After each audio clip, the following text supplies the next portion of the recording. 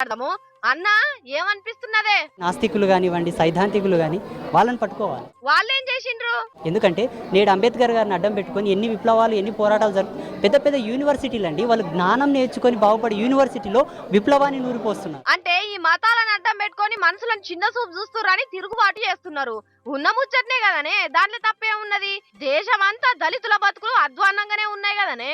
ఎవరు చెప్పారండి స్థానం లేదని? అదొక వివక్ష. అగో స్థానం ఉన్నది, మీదికెళ్ళి వివక్ష. అర్థమయ్యేటట్టు చెప్పే అన్న. సో వివక్ష జరిగింది, దూరం పెట్టడం కూడా జరిగింది. అది ఎందుచేత పెట్టడం జరిగింది, ఏంటి ఆ రీజన్ ఏంటి, మనల్ని దూరం పెట్టడానికి రీజన్ ఏంటి, దాన్ని వెతకాలి. అంటే దళితులు చేసుకున్న తప్పుకు దళితులే శిక్ష అనుభవిస్తుర్రు అంటావు? వెతికితే నీకు దొరికిందా అన్న?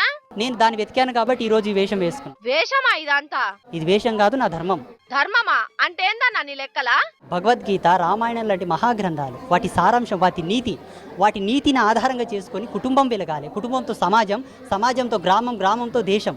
ఇది కావాల్సింది. వామ్మో, సమాజం తర్వాత గ్రామం, గ్రామం తర్వాత దేశమా? గింత చదువు దళితులకు ఎన్నడందాలే, నీ అంత స్థాయికి ఎన్నడు పోవాలి గాని ఇసోంటి కార్యాలు కండ్ల చూడాలంటే మళ్ళా 2000 ఏళ్ళు ఆగాల్సిన అక్కర లేకుండాలని దళితులు బ్రాహ్మణులు సరి సమానులు అని రంగరాజన్ స్వామి ఆలోచించినట్టు అందరు